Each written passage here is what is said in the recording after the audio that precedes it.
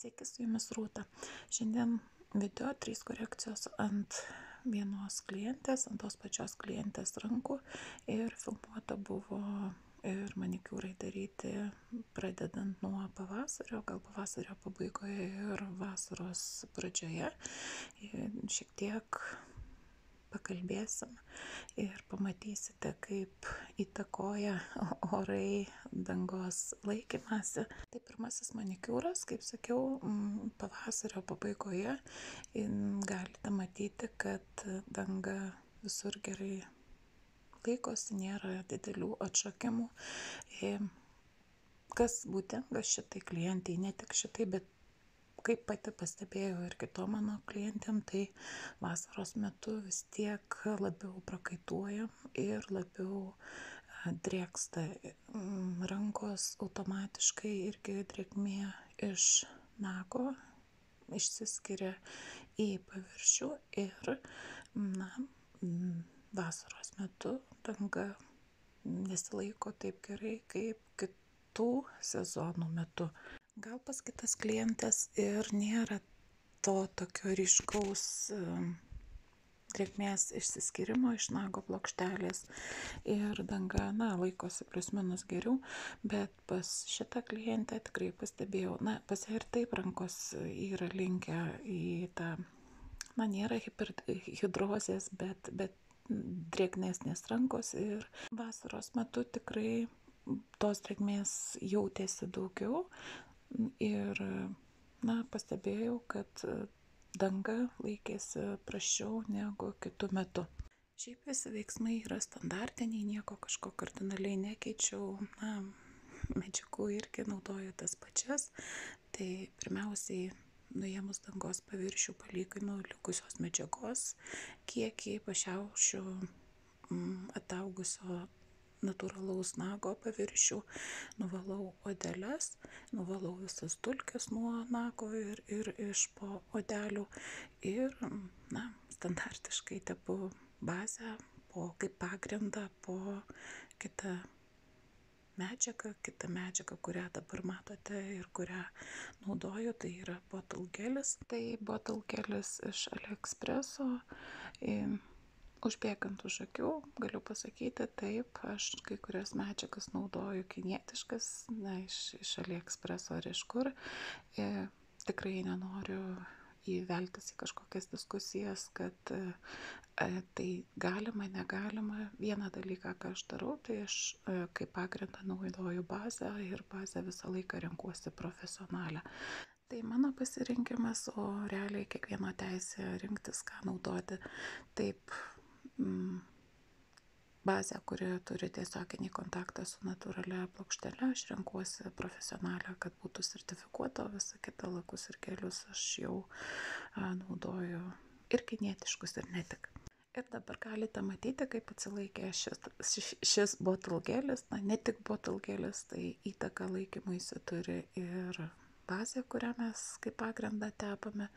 Tai štai matosi, kad ant kiekvieno nagučio, ne praktiškai, bet ant kiekvieno nago yra atšokusi danga kai kuriuose vietose. Ir aš tai sieju su būtent vasaros laikotarpiu ir su būtent ta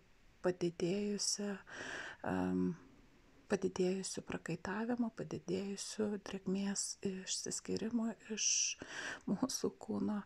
Nes, kaip sakiau, nieko savo darbe nekeičiau, viskas buvo atliekama ir naudojama tas pats, kaip ir prieš tai. Tai parašykite komentare irgi, man būtų įdomu sužinoti jūsų nuomonę, ar jūs pastebėjote vasaros metu didesnius dangos atšokimus ar blogesnį dangos laikymasi ir ar manote, kad tai gali vis tik tai būti susiję su tuo mūsų didesniu prakaitavimu. Tai lauksiu jūsų komentarų ir jūsų nuomonės. Kadangi kalba užėjo apie komentarus, tai noriu irgi vieną pastabą dabar pasakyti. Labai tokio pačio komentaro galėčiau susilaukti ir šiuo momentu. Tai jeigu pastebite, aš dirbu be pirštinių šiuo metu ir komentaras irgi buvo, kad kaip galima dirbti be pirštinių, kur higiena, na nežinau, galbūt žmogus labai atsakingai žiūri į tą dalyką. Viskas gerai, aš tikrai nieko neraginu nenaudoti pirštinių, nesakau, kad taip gerai, taip darykite, tačiau būna atveju, kai aš jų pati nenaudoju. Tai mano draugė, tai rankos, kurias pažįstu, tai žmogus, kurį aš žinau nuo pat vaikystės, todėl bijoti ligų iš jos kažkokių aš nebijau, o vieno, ko gal prisibijau, tai alergijos, kurią galėtų iššaukti medžiagos, kurias naudoju. Tačiau taip, vasara karšta, drėgnos, rankos prakaituoja ir dėtis pirštinės, tuo metu aš nenorėjau, nesidėjau, bet vėlgi tai mano pasirinkimas. Taip, su naujomis rankomis, su nauju žmogum ir nepažįstamu žmogum aš visą laiką naudoju pirštinės, o pažįstamų ir artimųjų aš nebijau, todėl, būna, kad kartais dirbu ir be jų. Ir kas esate atidesni, tikriausiai pastebėjote, kad ant kai kurių pirštų skiriasi spalva, atėjus į korekciją nuo pirminio varianto. Buvo taip, kad ši klientė turėjo 2 kartus pas mane atvažiuoti, nes pas ją po vieną pirštą ant kiekvienos rankos nuo jo buvo atšokęs, pradėjęs luptis būtent lakas, ne visa danga, ne su geliu, bet būtent lakas, ir matėsi, kad jisai gerai neišdžiūvęs. Tai aš iš pradžių kaltinau lempą, paskui galvojau, kad vis tik tai galbūt, ir pati spalva tokia žalia, ten daug pigmento yra ir galbūt mums reikėjo džiovinti ilgiau.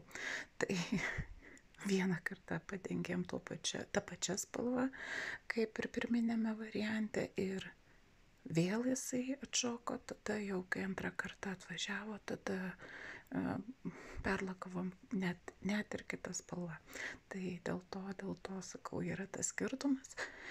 Ir dėl to pirkau dar vieną lempą, galvojau, galbūt čia lempai problema, bet paskui tikriausiai supratau, kad pratestavusi tas ir savo turimas lempas ir naująją lempą, kad pigmentuotus lakus geriau džiovinti ilgiau ir akcentuoti ir sakyti klientam, kad vis tik tai jie ilgiau palaikytų lempoje. O paskutinėje korekcijoje darome baltus nagus, tai pastiprinau botalų geliu baltų ir ant viršaus kaip efektą tepu bazę, juošiuką bazę, turinti viduje tokių spalvotų dalelių. Ir ant vieno nagučio irgi darome štampavimą, tokį paveikslėlį, jau video su tokiu pačiu dizainu yra pas mane kanale, bet patiko ir šitai klientai, tai ir jai atkartojame. O eigoje proceso šios korekcijos aš kažkaip pasakiau, kad tokie nagai būtų gražu prie įdegusių rankų. Tai po to maždaug po 2 savaičių aš gavau iš draugės foto, kur jinai atsiuntė savo rankas ir pasakė, kad degino rankas, kad atitiktų prie nagų. Tai žodžiu, buvo kaip tik išvykusi poilsiauti, lyg kažkur, į Turkiją ar kažkur. Tik paskui nepaklausiau, ar jinai jau žinojo apie planuojamą kelionę ir rinkosi tokį dizainą, ar po mano pastabos paskui jau specialiai nuvežė rankas padeginti. O video jau baigėsi, štai toks rezultatas. Jums noriu padėkoti, kad žiūrite, kad komentuojate ir gražiai atsiliepėte. Dėkui ir iki pasimatymo kituose video. Iki.